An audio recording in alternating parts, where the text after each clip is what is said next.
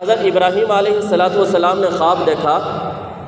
قال یا بنی انی ارا فی المنام انی اذبحک فانظر ماذا ترى.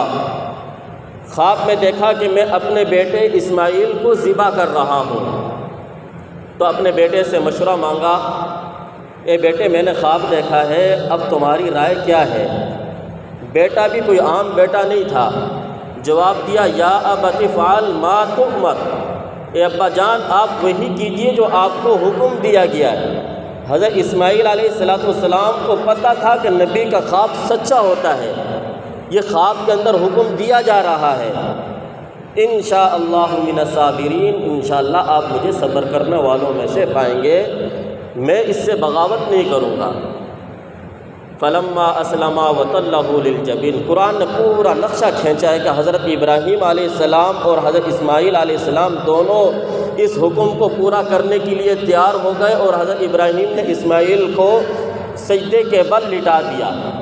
وتلہ للجبین. لیکن اللہ کو یہ جذبہ اتنا پسند آیا. ونادیناہ ان یا ابراہیم قد صدقت الرؤیا. اے ابراہیم آواز آئی کہ اب تو نے اپنے خواب کو سچا کر دکھایا، کیونکہ خواب کے اندر یہی دیکھا گیا تھا کہ میں اپنے بیٹے کے اوپر چھری چلا رہا ہوں، یہ نہیں دیکھا تھا کہ میں اپنے بیٹے کو ذبح کر چکا ہوں. تو اللہ تعالیٰ فرماتے ہیں انا کذالک نجزی المحسنین، ہم ایسے ہی بدلہ دیتے ہیں نیکی کرنے والوں کو. اب بدلہ کیا ملا؟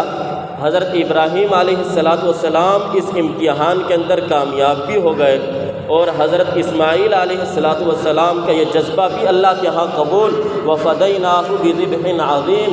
اللہ فرماتے ہیں ہم نے ایک بڑا فدیے کے طور پر ان کو جانور عطا کیا، وہ مینڈے کی صورت میں آیا جو حضرت ابراہیم علیہ السلام نے ذبح کیا.